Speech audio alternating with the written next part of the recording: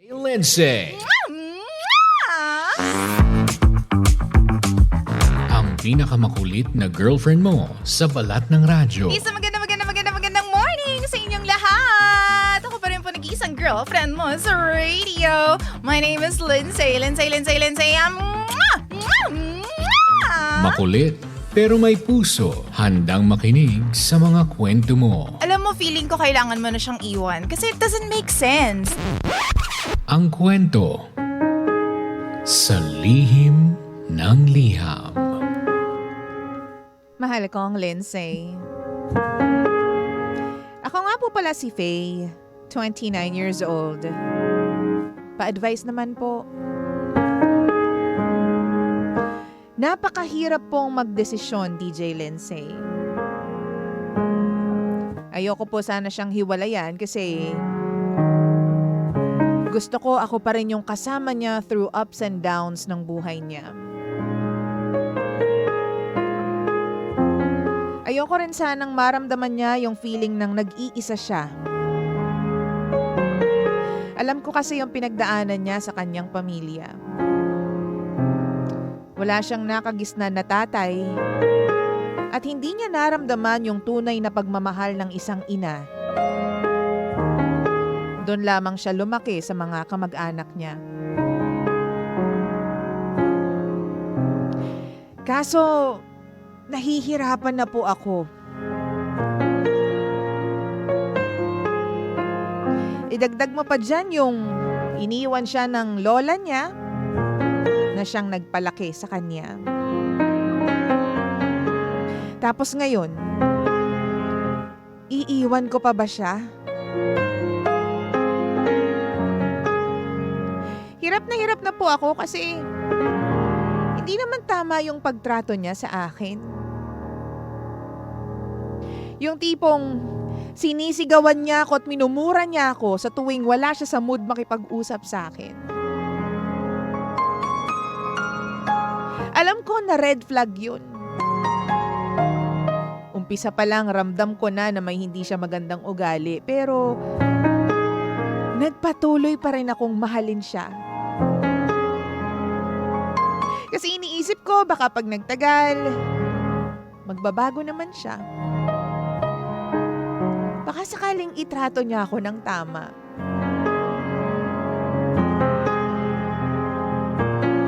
May mga pagkakataon din na hindi niya ako mini-message. Hindi niya ako tinatawagan. At para bang wala akong boyfriend.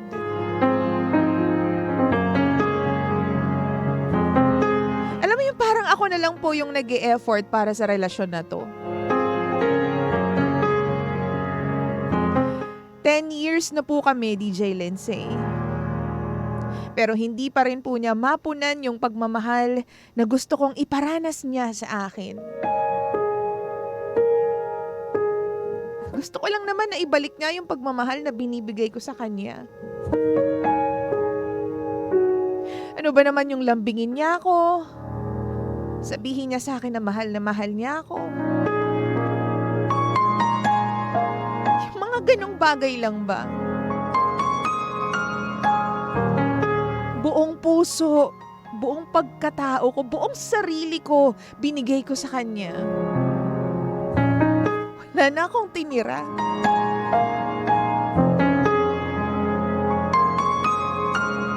Di ko alam kung anong dapat kong gawin. Kasi nakokonsensya ako. But at the same time, DJ Lindsay, hindi ko na alam kung kaya ko pa yung pagtrato niya sa akin.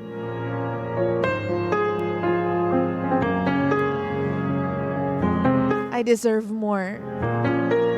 I deserve better. Pero naaawa ako sa kanya. Hindi ko alam kung tatagal pa ako for another 5 to 10 years. Hindi ko rin alam kung tama bang siya ang makatuluyan ko. Advice naman po. Muli, ako si Faye. At ito ang lihim ng aking liham.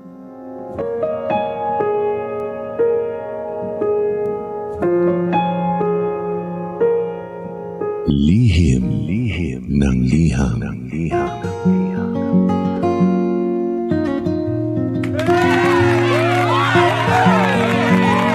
Hello, good morning everyone. Tayo pa rin pang istasyon na same pero iba. Pangga, we are number 1, 6.7 Energy FM. Pangga, huwag mo sabihin radyo. Sabihin mo, Energy! Isang magandang morning. Metro and Mega Manila. Good morning, Luzon, Visayas, Mindanao. Ako pa rin pa nag-iisang girlfriend mo sa radio. My name is Lindsay. Okay ah! Ayan, ito pa ang lihim ng liham. Sabi ko nga ang programang wala kang matututunan. Pero meron kang mararamdaman. Ow! Good morning sa mga present ngayon. Oo, mag-attendance tayo. Sino na naman yung wala dyan. Oo. So, mamaya ipapaulit nyo na naman sa akin yung buong lihim ng liham, ha? Nakakaloka kayo, ha? Oo, dali. Hello po muna kay Ate Yoli, kay Winifredo, kay El Rain, si Rosemary, at saka si Merlin. Ayan, talaga naman. Present na present for today's video. Si Neil Perez nanonood din sa atin. Hoy, Neil, kamusta ka na dyan? Ay nako, ano nga bang gagawin mo kung awa na lang ang nararamdaman mo para sa karelasyon mo at wala ka nang nararamdaman na pagpitik-pitik? Pitik-pitik! Gusto mo yun? Wala ka nang nararamdaman na, kumbaga pagmamahal, kumbaga aawa ka na lang sa kanya. And pagiging maawain and mapagmahal are really two different things, ha? O, hindi mo yan pwedeng pag-interchange sa isa't isa.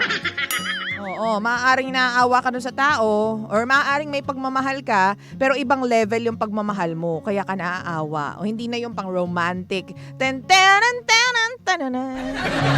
na pang ganun. Pwedeng naaawa ka dahil parang ang tingin mo sa kanya kapatid na lang. Tingin mo sa kanya parang taong kailangan mong tulungan pero hindi mo siya ganun kamahal. Diba?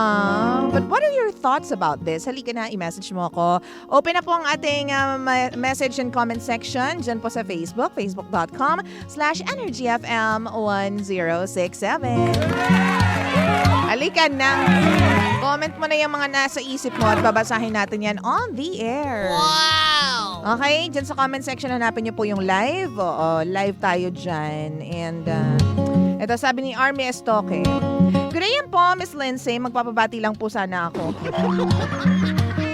NBS Head Office, lalo na po sa Finance Department, araw-araw nakikinig sa station nyo.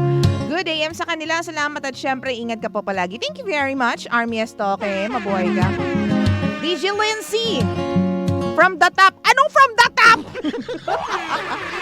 Ayan, sinasabi ko sa inyo, late kayo, tapos ngayon from the top ako. Kay Ate Merlin tuloy. Hindi ka mag-aate. Naka-attendance na ako, makakatulog na ako. Hehehe, ayan. Ito, sabi ni Darwin. Ito, seryoso na tayo, kids. Kids! Seryoso na tayo, guys. You fell in love to somebody who is a red flag. You don't expect to love you back from a red flag lover. If you want someone better, let him go, Faye. Dapat nga maawa ka rin sa sarili mo. Oh, so true. So true.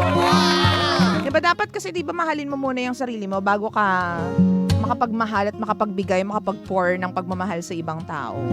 So yun. Sabi naman ni Merlin, ate alam mo nahihirapan ka na sa kanya sa mga pinaparamdam niya sa'yo. Huwag mo isipin yung awa or konsensya mo sa kanya dahil sarili mo lang ang pinakahihirapan mo. Isipin mo sarili mo kasi yung kung papahalagahan ka niya, 'di ba? At hahayaan na nararamdaman mo yan at di ka sisigawan. Diba? Mahirap naman talaga. Kasi may mga pagkakataon talaga na iisipin mo, teka lang, ano ba talaga niya ako? Jowa ba niya ako? O nandito lang ako kasi ako na lang yung kakampi niya sa life? Kasi wala na siyang friends. Pero kasi, come to think of it, hindi gano'n naman talaga ang function ng jowa. Diba? Although, syempre, kapag jowa, ikaw yung first line of support, diba? Ikaw yung laging nandyan para sa kanila. Pero, titingnan mo rin kung nare-reciprocate ba. Wow! Diba? Yung pagmamahal na binibigay mo at support na binibigay mo. Baka naman mamaya, bare minimum na nga lang, hindi pa niya magawa. Oh, saan ka nate?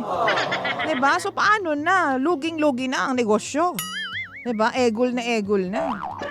Sabi ni Jean Doldol, good morning po from Las Piñas. Good morning naman sa'yo. Ito, basa pa tayo ng comments dito. Mahal ko pangga ko, baby ko. Sabi po ni Kath, palagay ko sender, hindi na love ang nararamdaman mo. Awa na lang talaga. So opinion ko po, mas independent siya kasi nga naranasan niya, lola niya ang nag-alaga sa tawag dito. Kasi kapag magka-comment kayo, lagyan niyo naman mga period, ganyan. Makakaloka. Sa opinion ko, mas independent siya kasi nga naranasan niya na lola lang ang kasama niya, so your partner can survive being alone. Malamang kasi pinalaki siya ng lola niya ng matatag. Kung sa 10 years na pagsasama ninyo, hindi siya nagbago, how do you expect na kapag nagstay ka, magbabago siya? Diba? You need to free yourself from burden na tulad niya. Nararanasan mo kasi hindi mo ma-feel yung love na deserve mo. Maybe by then, your partner will grow to be more mature kasi wala nang taong magmamahal sa kanya ng sobra-sobra tulad ng ginagawa mo. Kaya let go mo na siya, sender. Mas masakit yung nagstay ka lang out of pity.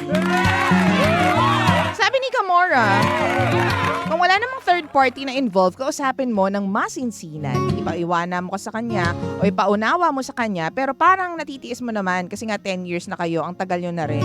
Hindi ka naman nagre-reklamo. Yung totoo, may nahanap ka na bang bago letter sender? Oh! Iba! Grabe ka naman mag-isip.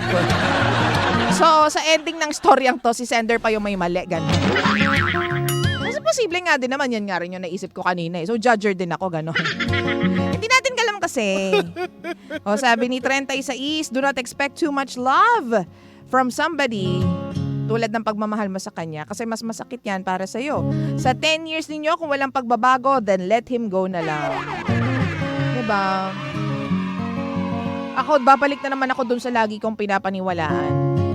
Kapag hindi nare-reciprocate at wala kang nakukuha ang pagmamahal, alam mo naman na binigay mo na yung 100% mo pero hindi mo pa nakukuha yung return of investment. Yung ROI, babe. Siguro it's about time that you let go and set yourself free. Wow! Hindi kasi the clock is ticking. Diba? Yung panahon ay nasasayang, mga bakla kayo ng taon. Ngayon siguro akala nyo, marami pa akong oras, ganyan, bata pa naman ako, I can find somebody better, or pwede ko pa siyang mahalin. Pero alam mo, hindi mo mapapansin na it's been 10 years or going 20 years na nasasayang yung oras mo just because nagsistick ka dyan sa tao na yan. Mabilis lang ang panahon. Bago mo malaman na sayang yung oras mo, baka mamaya uugod-ugod ka na, bakla. Sa totoo lang. Been there, done that. Yeah. Diba? Hindi, pero ako naniniwala talaga ako na kung hindi mo na nakukuha at hindi ka na masaya, diba? Tapos, tulad ng sinabi ko, binigay mo na yung 100%. Pero bare minimum, hindi mo makuha-kuha from him. Yung tipong kamustahin man lang yung araw mo, yung sabihan ka ng ang ganda-ganda mo, baby, kaya lagi ako na-in-love sa'yo. Alam mo yung mga ganyan, mga bare minimum yan. Diba? Tapos hindi mo makuha, hindi mo marinig mula sa bibig ng iyong jowaers. Kasi lagi niyang iniisip, siguro mag-isa siya or depressed siya. I know how it feels like having a partner, mahal ko, na down sa life. Nahahatak niya yung energy mo eh. 'Di ba? Aminin mo, nade-drain ka din kapag yung partner mo is depressed. 'Di ba? Kasi syempre kailangan natin silang samahan through ups and downs. Paano naman kung yung partner mo na yon puro down na lang at hindi naman ina-up yung sarili niya, 'di ba? So pati ikaw madadamay ka, imbes na ang ganda-ganda ng buhay mo, imbes na ang ganda-ganda ng araw mo, kapag narinig mo yung litanya ng partner mo, o di kaya kapag nakita mo yung mukha ng partner mo, nade-depress ka na. Hindi kasi alam mo na may pinagdadaanan siya. Tapos alam mo rin na ang makakatulong lang sa kanya is yung sarili niya. Wow! Yes, you can be of help to him, but of course yung desisyon na maayos yung buhay niya, hindi naman magmumula sa ibang tao, magmumula yon from him, inside out. Mahal ko, di ba ganun yun? Ngayon, nahihirapan siyang humanap ng inspirasyon para ayusin yung buhay niya. Ako naniniwala talaga ako. Sabihin nyo ng masama ugali ko, minsan masama talaga. Pero naniniwala ako na hindi natin obligasyon ang ibang tao. Diba? Diba? Yung mga tao dyan sa Kalayan Toda o Kalayaan Toda watching from Antipolo. Hello! Wow! Hello sa mga Antipolo guys. Hindi natin obligasyon ng ibang tao. Diba? Kung magulang mo yan, obligasyon. Kung anak mo yan, obligasyon mo yan. Pero Kung boyfriend, girlfriend. Hindi mo obligasyon yung happiness niya, hindi mo obligasyon na may magmahal sa kanya. Kasi kung hindi niya naman binabalik sa'yo talaga yung pagmamahal na yun eh. Anong ginagawa mo dyan? Ano ka puno? Wow! Ano ka drum, di ba? Hindi, sinasabi ko lang. Obligasyon nilang pasiyahin yung sarili nila. At tayo, ang obligasyon natin is just to add up to their happiness. Pero naniniwala ako, hindi mo obligasyon. Naiangat siya sa buhay kung siya mismo hindi niya inaangat yung sarili niya. Wow! Tapos kapag wala siya sa mood, mumurahin ka lang. Pagsasalitaan ka ng masasakit na salita, ay, ambot. Goal, pre. Diba? Pabati naman po sa Teacher Athena, Yang Yang, Ate Biko, Ate Love, and Cheche. Salamat po, sabi ni Merlin. Sabi ni Rods Pat, kung hindi mo na nararamdaman yung pagmamahal niya sa'yo, bumitaw ka na para mahanap niya yung mamahalin niya at magkita na kayo ng taong karapat-dapat para sa'yo. Palakpakan po natin! Pero totoo naman. Di ba Carolina Cunanan, watching from C5 Taguig City? Pero totoo yun. Yung sinabi ni, ano pangalan ni Rods Pat, totoo. Kung hindi ka na niya mahal, then palayain ka na lang niya. At ikaw, kung gusto mong mahalin sa paraan na gusto mong mahalin, palayain mo rin yung sarili mo. Diba? Again, hindi mo obligasyon na paligayahin siya o ayusin yung buhay niya. Obligasyon niya yun sa sarili niya. At ikaw, obligasyon mong pasayahin yung sarili mo para hindi ka nagiging toxic sa ibang tao. Sa inyo lang talaga yung kailangan natin ma-realize. Ay, nako. Kung masakit na, kung lamang na yung sakit kesa sa pagmamahal, kung lamang na yung lungkot kesa sa pagmamahal, excitement, happiness. Kasi we do understand, 'di ba? No, yung mga nandiyan sa toda diyan, na kapag nagmamahal tayo, 'di ba? Kalakip naman nun yung sakit, yung pagsasakripisyo, pagtitiis. Pero kapag lamang na yung sakripisyo, pagtitiis, yung mga negative things, yung mga pasakit, mga lungkot, mga hirap, pag lamang na yon, tas wala nang happiness, wala nang lambing-lambing, wala nang tsuksyakan ever. Pag lamang na yon, yung negative part, yung down part, alis na. Kasi baka mamaya, 'di ba, dinedeprive mo yung sarili mo na mahalin ng tao na karapat-dapat para sa'yo. Kaya hindi maibigay sa'yo yung ganong klaseng pagmamahal is because ikaw mismo pinapayagan mong saktan ka ng ibang tao. Siguro sabi ni Lord, gusto mo pala masaktan, eto sa'yo. Here you go! Whoosh! Ayaw mo nang minamahal ka, dito ka. Wow! 'Di ba? And doon naman sa part ng lalaki, 'di ba, baka mamaya, alam niya kasi na paulit-ulit lang 'yung nangyayari at hindi ka naman nagrereklamo. Alam niya din na hindi ka aalis sa tabi niya kahit ano mangyari, kahit papakitaan ka niya ng hindi maganda. Nasanay siya kasi tinuruan mo siyang masanay sa ganun. Wow! Kaya hindi na siya nag-e-effort. Hindi na siya alam mo 'yun, hindi na siya nag-upgrade sa mga ginagawa niya sa'yo. Hindi na siya nagla-level up. Hindi ka na niya sinusuyo kasi alam niya naman na kahit hindi ka niya suyuin, okay lang sa'yo. Diba? Tinuruan mo siyang maging ganyan eh. Wow! Kaya if I were you, kung hindi mo na nakukuha yung saya, yung lambing, even the bare minimum ng pagmamahal mo dyan sa taong yan, and more of nasasaktan ka na, alis ka na. Baka nga mamaya magawan mo pa siya ng pabor eh. Baka mas umayos yung life niya. Kapag alam niyang wala nang sasalo sa kanya, baka mas ayusin niya yung buhay niya that way. Okay? Faith, thank you very much for sending in your story. And sa lahat po ng mga nanonood sa atin and nakikinig. At the same time, thank you very much sa mga nandyan po sa radyo po nila sa 106.70 na tuner. Thank you so much for tuning in. Mga nandyan sa sasakyan, mga nasa opisina, this song is for you. Sa lahat ng nakaka-experience ng same story as Faye, you can make it through the rain. I promise you. This is Rachel Ango with the song Through the Rain sa Energy FM. When you get caught in